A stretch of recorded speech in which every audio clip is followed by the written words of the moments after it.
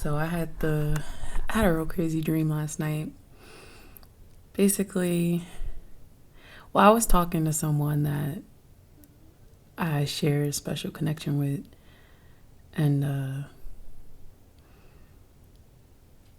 I kind of like fell asleep texting him, like in the middle of the night, maybe like around like 3 in the morning or something. And the text is on the screen. I guess I was falling asleep. Um, Changed and got like submerged like in water, and then I guess I drifted off to sleep at that point, and I was just in the middle of the ocean somewhere. And first I was under the water, but then like it got like a little overwhelming because there was like a lot of magical stuff happening under the water. And a little sidebar, I went scuba diving before, so I guess this plays a part into that. And when I went scuba diving, I like before scuba diving, I felt like I've never had anxiety ever.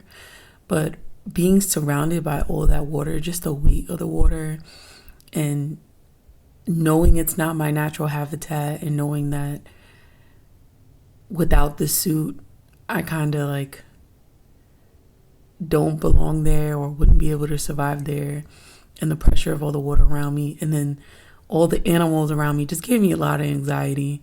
So I had to like just stay calm and breathe. I actually had to go down a couple of times before I got comfortable and really like let go. Like scuba diving really taught me, and being under the water really taught me to like just let go of any like anxiety and fear and doubt. So I guess this plays into my dream. So back to the dream. So I was under the water for a second and it was really magical, but then I kind of got scared from all the things around me. So I popped back up, and when I looked around, it was beautiful up top. Like, it was a little tumultuous, like the waves and stuff, but like I felt safe in a sense. It's weird because it's kind of like a false sense of security, because technically at any moment a shark can come and like I wouldn't even know, or somebody can come and pull me under the water and I wouldn't know. But for some reason it was safer not knowing, and it was safer to be on top of the water and only getting half of the picture or less than half of the picture. I guess my securities and comforts came from like the ignorance is bliss type thing. So I was above the water, I felt secure, and going back under the water scared me a lot. I was like, I don't think I want to go. There's a lot of stuff happening down there. I'd rather just not know. And I'm kind of like a don't ask, don't tell, uh, I'd rather not know type person. And I think that's what holds me back. And I always rather have a false sense of comfort and security through my ignorance. And slowly but surely, I'm trying to like get out of that. So this dream was just very powerful in that sense. So I was like, in my head, when I was in the dream, rocking in the water, I'm like, I have to know what's under me. I have to be aware of what's going on around, and I'm going to miss out on all the magic. Being like a metaphor for life, maybe like the water. So I dive under the water, and just all these magical things start happening. Like, it was beautiful. It's like all these different vibrant colors I was missing out on, because over the water, it was just, when you're above the water in the middle of the ocean, it's just blue, different shades of blue, whether it's the sky, whether it's the water, and it was like a foggy day, so you couldn't really see the sun. So literally everything was different shades of blue. But when I went under the water, that's when all the colors were there, and it was more than just like animals. It was like vegetation and plants and spirits, and the flow, like even the water itself had an energy and was moving in and around me and through me. Obviously, for some reason, I could breathe underwater because I didn't feel like I was holding my breath. But that's besides the point. So I like submerged myself in the water, And I just started like spiraling, like, but like in a good way, just really enjoying the knowledge and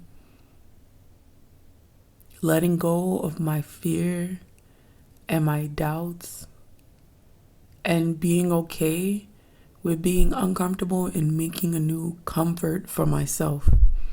Like, because comfort zones can be evolving, and in order to evolve my own comfort zone,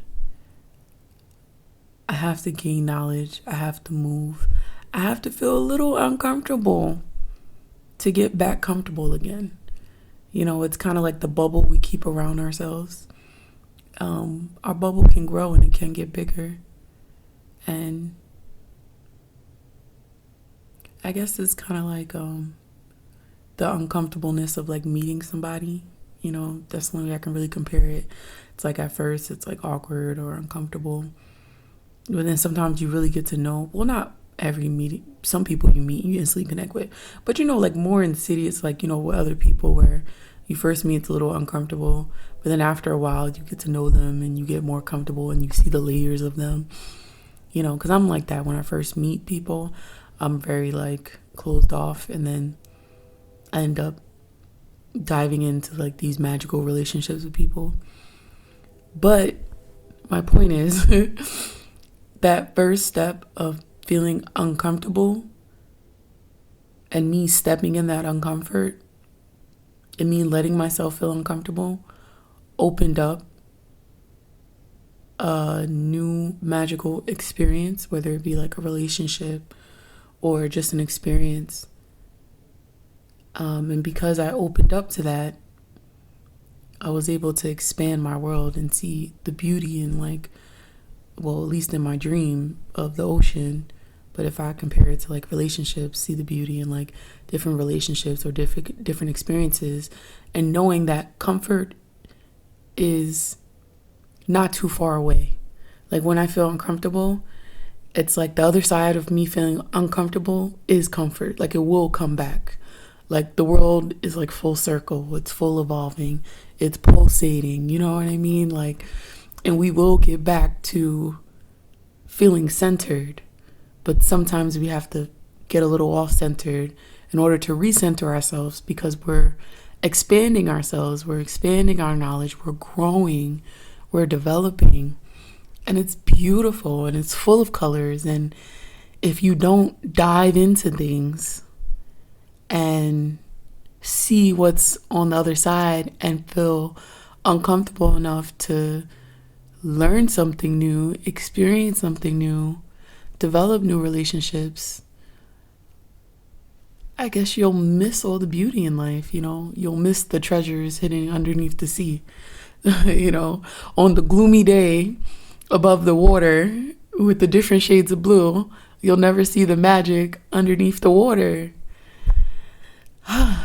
It was just very beautiful. And then as I spiraled back up above the water again, I was at shore. Like, I guess I ventured so deep. I found myself back at shore. And guess who was waiting for me? My friend that I was texting, that I have a special relationship with. He was like waiting on shore. I think he was naked. I'm not sure. He was naked or he just had pants on. Regardless, he was shirtless. And I was shirtless too, or at least I didn't have much on up top. Because when I saw him, I kind of like ran to him and I was excited, I guess because of the experience I just had, but then also because it's just nice to see him. And we embrace and we have this like skin to skin contact. That's why I pointed out we were both shirtless. And that skin to skin contact was so beautiful. It was such like a natural embrace of just love and excitement. And I felt so comfortable. I guess that's me going back to like my comfort, but it was just beautiful. It was a nice way to end off my dream. I don't know exactly what he symbolizes. That's a whole different story for another day, because I have so many stories where he's in my dream. what can I call him for like future reference?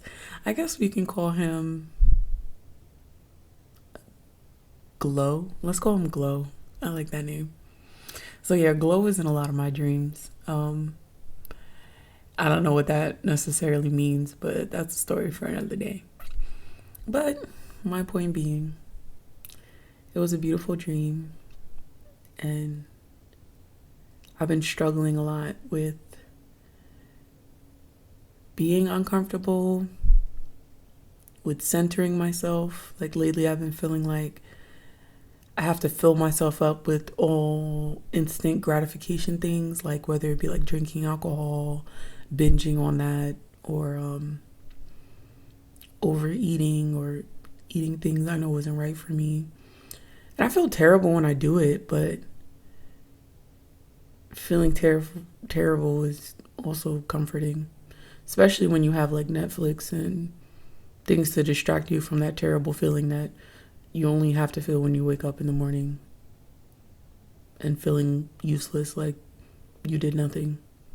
But then that useless feeling gets kind of qualmed with drinking, alcohol, eating, getting breakfast, brunch, all those things, where you can kind of like swallow and kind of push down those feelings instead of embracing them.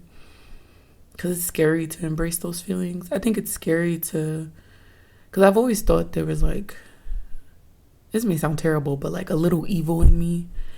And it's like I always feel bad when it pops up. Because, you try to be like the best person ever. You try to be good. But sometimes bad wins, But bad wins in the moment. And my fight is forever. So just because evil has won a battle doesn't mean evil has won the war. And there has been a lot more good than bad for me. And most of the bad I kind of do to myself. So, yeah. I don't know. It's just hard, man. Like, struggling with yourself is like the worst. And, I don't know. It's like, I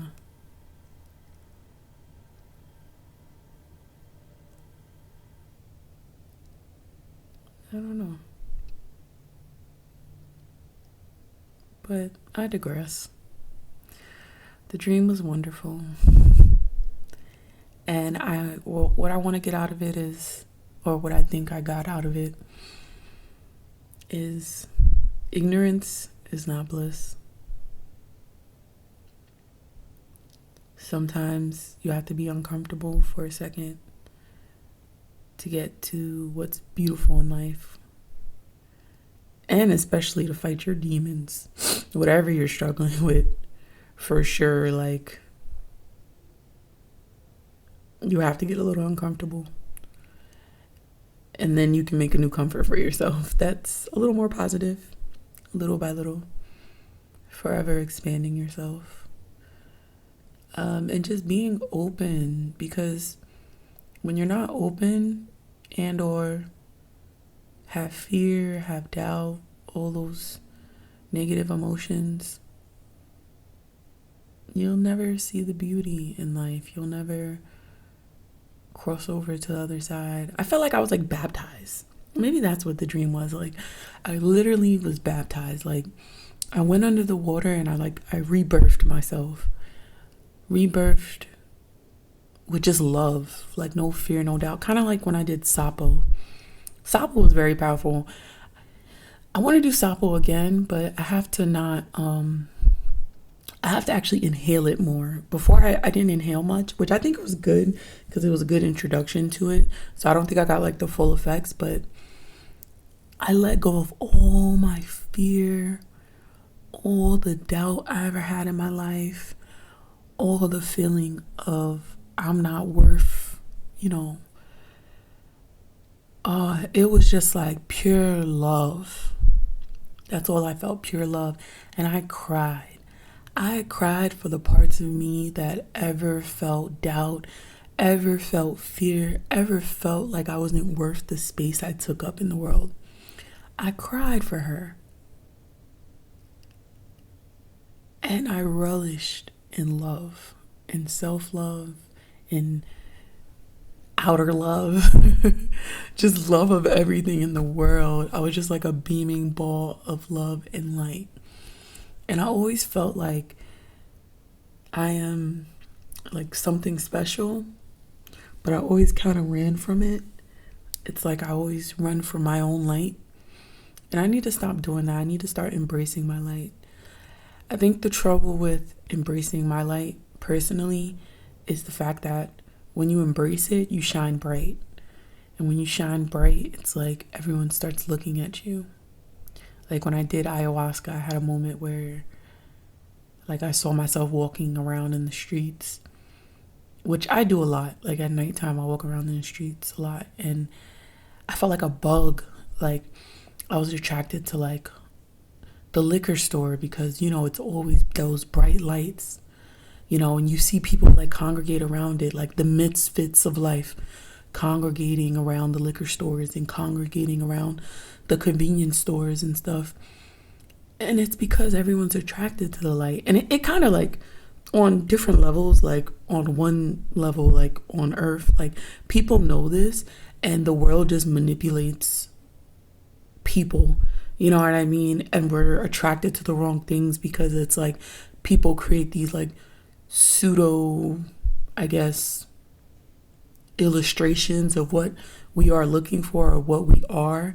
And we unconsciously and sometimes consciously get drawn to these things, if I'm making any sense. So it's like that's why when you see like red light districts, they're like shining lights in the dark and stuff like that. You know, it's like evil using parts of our goodness against us in a way, you know? But my point being, that's a whole nother conversation. My point being is that during the ayahuasca, I was walking down the street, which I do a lot. I love the nighttime.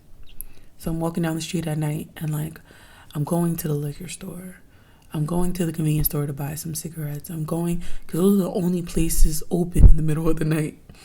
And I get so attracted to the light. And I get scared. Well, I got scared during my ayahuasca experience because I realized that. And I was like, why am I going to the light? And it's because I'm running away from my own light. But I still need light to get filled up myself, you know? So whether it's me filling myself up with liquor or filling myself up with things that are bad for me in the short-term experience, I'm running away from something that's harder to do but will give me long-standing comfort, which will give me long-standing fulfillment, joy, peace, love, you know, and I'm exchanging it for short-term instant gratifications, you know? So once I saw that, I was like, fuck that. I'm going to embrace my light. And I shined so bright. And the moment I did, fear struck because I saw these faces and they all turned to me. And they all realized that I embraced myself and I embraced my light. I don't know if they were evil or if they were good. I don't know what they were. They had like very platonic facial expressions. So I didn't know if they were happy or mad. But I did know that they noticed and that there was a possibility of someone coming for me because of my light. And I got scared and I shied away from it and I ran away. And I dimmed my light right back down. And that's the fear I'm trying to overcome. That's my point. So that dream, it was very helpful. And Glow has always been a person who always leveled with me with that. It was like, yeah, when you shine your light, like, he always tells me like how wonderful and beautiful and stuff I am, and how I have such power in light, and obviously when I shine it, there's going to be people coming for you. And but he's very like motivating and like positive, and kind of like holds my hand through these things. So he was like the perfect person to be like on the shore after I had my baptism and rebirth, and the embrace was so powerful because of that. So yeah, it was just wonderful. It was a wonderful dream.